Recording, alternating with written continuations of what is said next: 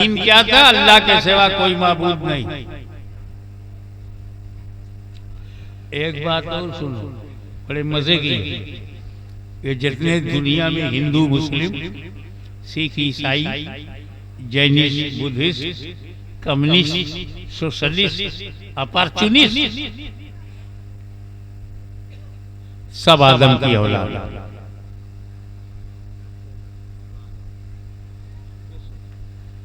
तो जितने पैदा हुए हैं सबके दादा आदम हैं। कहीं भी पैदा हो, उड़ीसा में पैदा हो तो किसकी औलाद है? आदम की। बंगाल में पैदा हो तो किसकी औलाद है? मक्का में पैदा हो तो किसकी औलाद है? मदीना में पैदा हो तो किसकी औलाद है? अयोध्या में पैदा हो तो किसकी औलाद है?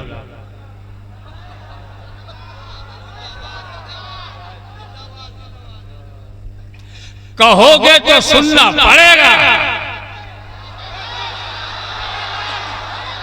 क्योंकि अगर यहां समाज में कोई यजीद है तो हुसैन का खानदान भी है।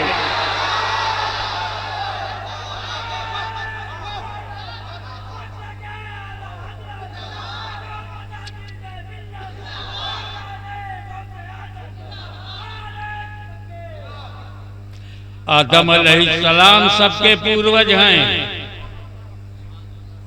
और दूसरी खूबसूरत बात बताओ, जब जन्नत से निकले और धरती पर आए तो मुल्क तो था नहीं, खाली जमीन थी। एरिया का नाम ही नहीं था। ये अरब है, ये अजम है, ये अमेरिका है, यूरोप है, अफ्रीका, कुछ था ही नहीं। बस जहां उतरे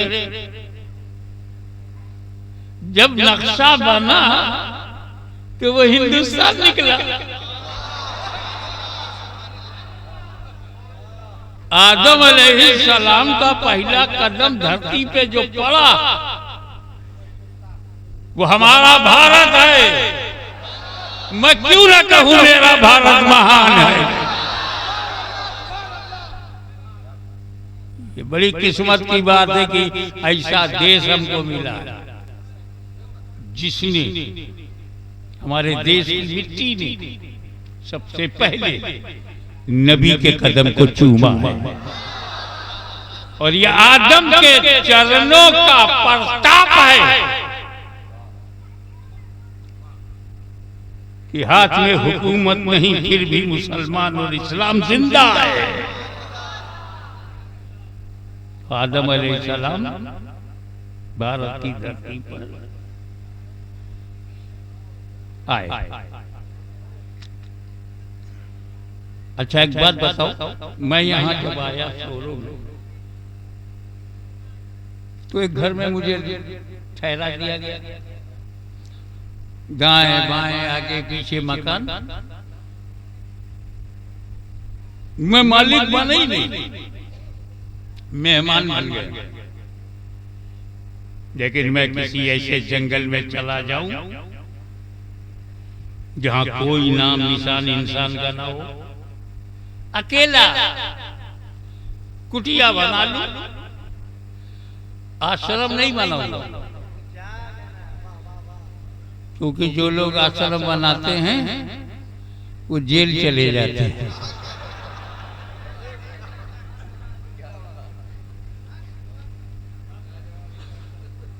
शुरू में बाप दिखते हैं, उसके बाद पाप दिखने लगते हैं। मैंने कुटिया बना लिया एक जंगल में, तो उसका मालिक कौन है? अकेला मैं हूं। ऐसे इलाके में चला जाऊं जहां कोई ना हो और मैं कुटिया बना के रहूं तो मालिक कौन? मैं ही हूं। कोई क्लेम करने वाला दूसरा है ही नहीं। जो जब आदम अलैहिस्सलाम ने भारत की धरती पे कदम रखा तो मालिक कौन?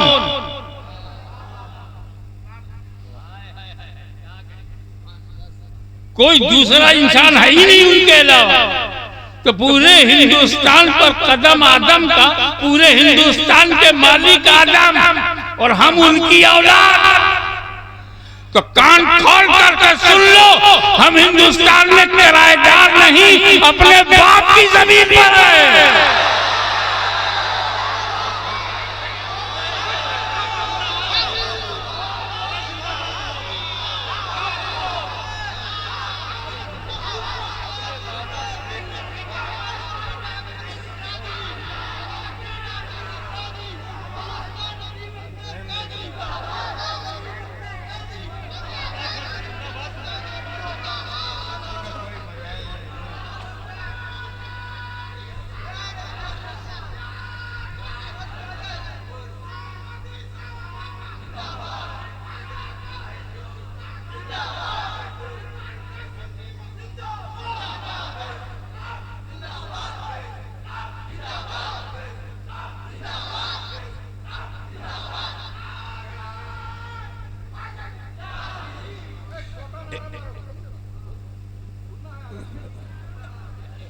नारा भी सुनाई पड़ता है।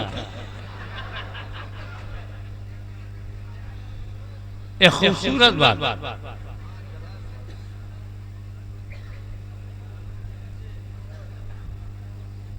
आदम सबके पूर्वज हैं, खुदा किसी के नहीं है। आदम अलैहिस्सलाम सबके पूर्वज हैं, खुदा नहीं है।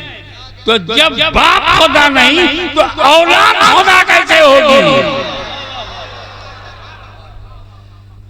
एक बात बताऊं, आदम अलैहिस्सलाम खुदा क्यों नहीं है? बनाए गए, जो बनाया जाता है वो खुदा नहीं होता।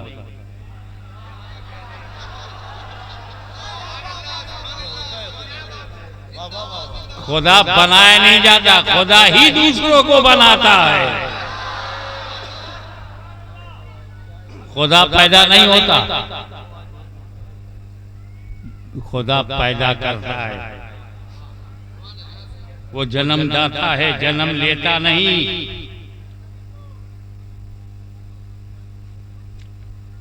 और ये पैदा होने को अंग्रेजी में बर्थडे, यौमे पैदाइश, पैदा होना जन्म है हिंदी में, बांग्ला में भी, उड़िया में भी जन्म, फारसी में पैदाइश, उर्दू में पैदा, अरबी में मीलाद। तो क्या है? जो पैदा है वो खुदा नहीं, जिसकी मीलाद है वो खुदा नहीं, जिसकी विलादत है वो खुदा नहीं, जिसका जन्म हुआ वो खुदा नहीं। तो इसीलिए तो हम मीलाद मनाते हैं, ताकि लोग मुस्तफा को खुदा ना कहें।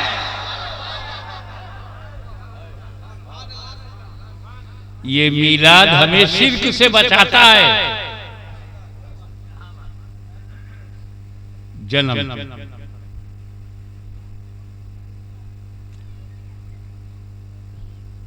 तो जो पैदा होता है वो खुदा नहीं होता। आदम पैदा हुए खुदा नहीं, मूसा पैदा हुए खुदा नहीं, मोहम्मद सल्लल्लाहु अलैहि वसल्लम पैदा हुए खुदा नहीं, मौला अली पैदा हुए खुदा नहीं। तो तुम्हारे यहाँ जो पैदा हुआ वो कैसे खुदा होगा?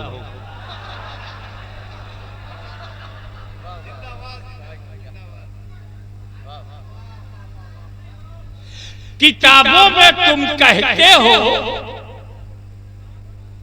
कि खुदा है, रोम रोम में रमा, किताबों में कहते हो कि वो खुदा है। बोलने दो, रोको मत। देखो ऐसा है, अगर 4 आदमी बोले तो 4 ही बोले ना, 4 ने रोका तो 8 बोले। हमको कोई फर्क नहीं पड़ता चाहे आधा मजमा बोले।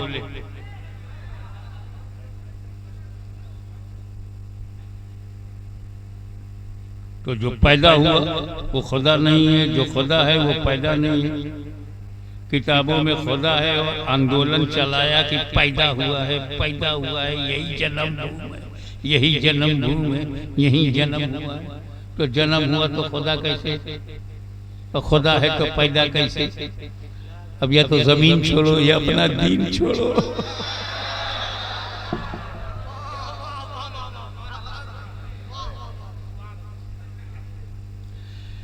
कहना ये है कि दीन मुकम्मल दस्ते पाके मुस्तफा पर हुआ।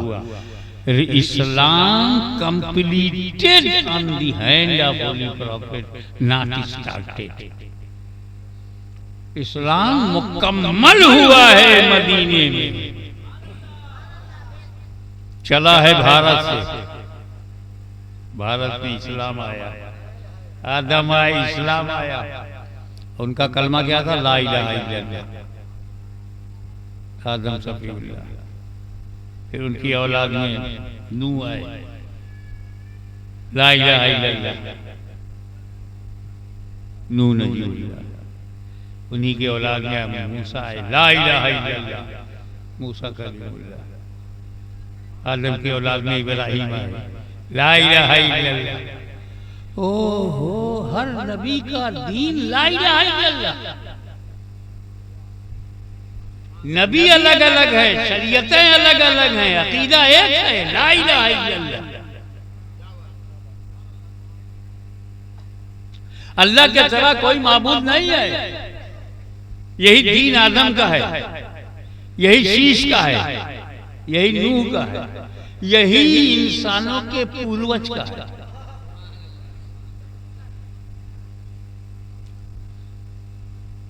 आदम आए सबके लिए, मदीने के लिए आए, मक्का के लिए आए, पूरी दुनिया के लिए आए। और ला इलाहा इल्लल्लाह तो किशोशा वालों के लिए ला इलाहा इल्लल्लाह, बरेली शरीफ के लिए ला इलाहा इल्लल्लाह, मथुरा के लिए ला इलाहा इल्लल्लाह, अयोध्या के लिए ला इलाहा इल्लल्लाह। वाह वाह, ला इलाहा इल्लल्लाह के आगे माइक गिर गया, ये नहीं गिर गया।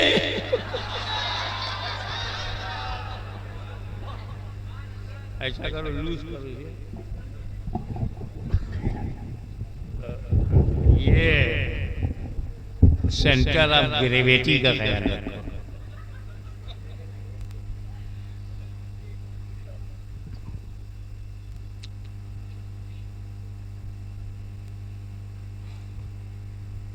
अब वो कोई भी हो, अयोध्या में जन्म हुआ हो, मथुरा में हुआ हो, काशी में हुआ हो, सोरो में हुआ हो, उड़ीसा में हुआ हो, बंगाल में हुआ हो, बिहार में हुआ हो, भारत में हुआ हो, बांग्लादेश में हुआ, कहीं भी हुआ हो, आदम सबसे पूर्वज हैं और आदम का दीन है ला इलाहा इल्लल्लाह।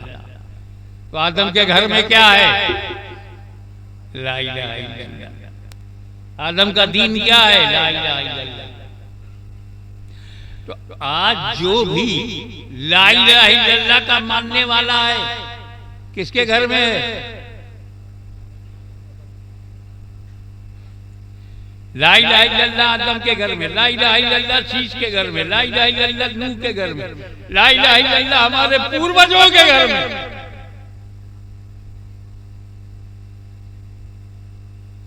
तो आज जो लोग ला इलाहा इल्लल्लाह के कायल हैं वो आदम के घर में हैं, और जो ला इलाहा इल्लल्लाह से दूर हो गए वो घर के बाहर, आदम के घर के बाहर। तो घर वापसी उनकी होनी चाहिए जो आदम के घर के बाहर है। हम तो पहले ही से अंदर हैं। कुछ जरूरी सवालों का जवाब हो गया जिसका सामना आपको करना पड़ता है। अब आइए असल मुद्दे पर कि दीन मुकम्मल जब हो गया तो हुजूर को एक नई फिक्र हुई। हर एक को होती है, हर एक को होती है। जब कोई कारखाना बनाता है, मिल चलाता है, कारपोरेट है, बना तो दिया,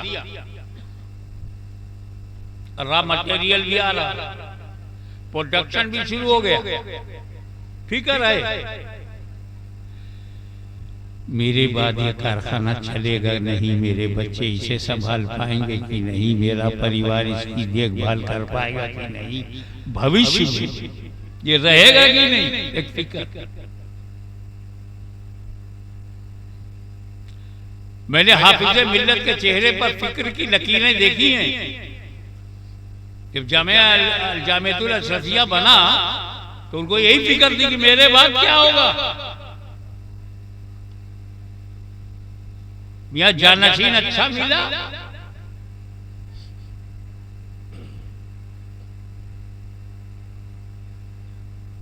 तो चरखे चहारों पर तरक्की पहुंच गई, जानशीन गड़बड़ हो गया।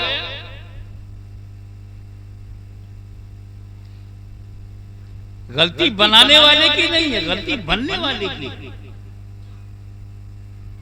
बाप ने तो बड़े भरोसे से बेटे को बनाया, बेटा ही नालायक निकला।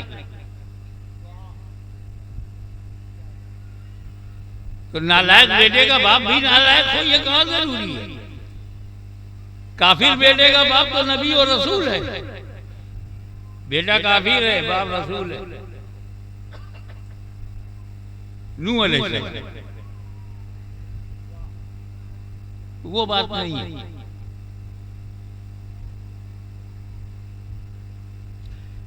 जब उम्मत मुकम्मल हो गई, निज़ाम शरीयत नाफिज हो गई, खिलाफत राशिदा का ढांचा तैयार हो गया, हुजूर सल्लल्लाहु अलैहि वसल्लम की जिंदगी में अमलन अदल नाफिज हो गया, कानून की हुकूमत बन गई, इलाही निजाम चल पड़ा। तो हुजूर को भी फिक्र हुई कि जो इस्लाम मैंने मुकम्मल किया है कहीं वो भविष्य में गड़बड़ तो ना हो जाए, भटक तो नहीं जाएंगे, गुमराह तो ना हो जाए। जैसे ही ये फिक्र रसूल के ज़हन में आई कि मैंने इस्लाम को मुकम्मल कर दिया, completed Islam, but what will happen after me, मेरे बाद क्या होगा। आदम के बाद लोग गुमराह हो गए, नूह के बाद लोग गुमराह हो गए, मूसा के बाद लोग गुमराह हो गए, मेरे बाद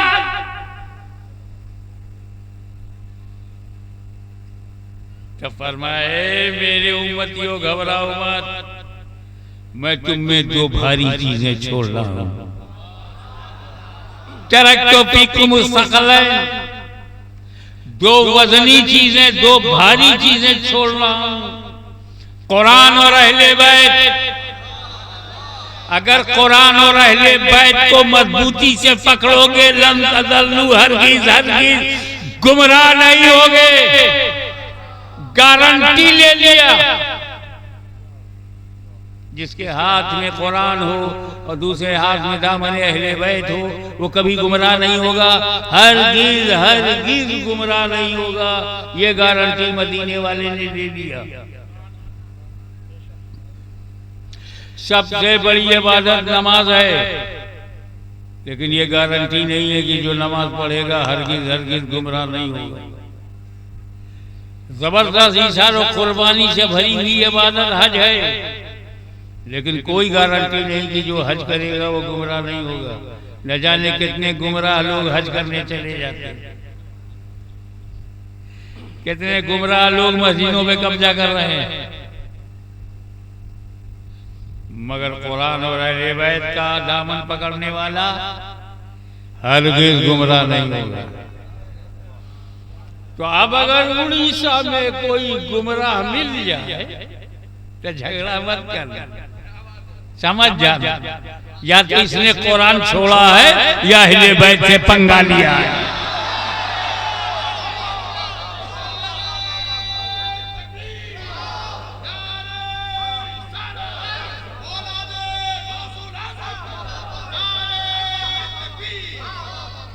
What is importance of Ahle Bayt?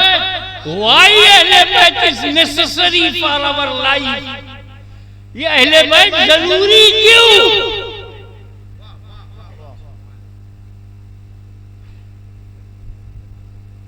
अकीदा अहले सुन्नत के मुताबिक तो सहाबा किराम भी जरूरी हैं, जमाते सहाबा का तो जवाब नहीं। तीन ही तो जमात है और उसकी तरह कोई दूसरी जमात नहीं। जमाते अंबिया, नबियों की जमात, कोई जमात उनकी तरह नहीं। फिर जमाते सहाबा,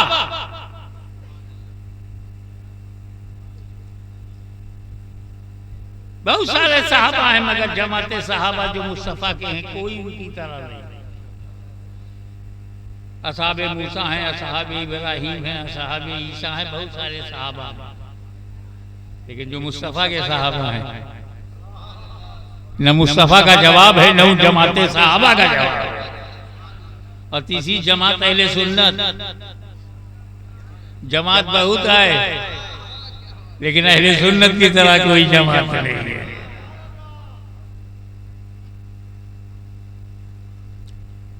कुरान का साथी बनाना क्यों जरूरी था? वजह ये है कुरान बेनियाज है। बेनियाज का कलाम है, बेनियाज है। अल्लाह समद, अल्लाह समद है, अल्लाह बेनियाज, Allah doesn't care anyone, Allah doesn't care anyone. उसको परवाह नहीं किसी, अल्लाह को किसी की परवाह नहीं। तो कुरान को भी किसी की परवाह नहीं, उसी की सिफत है। मुतकल्लिम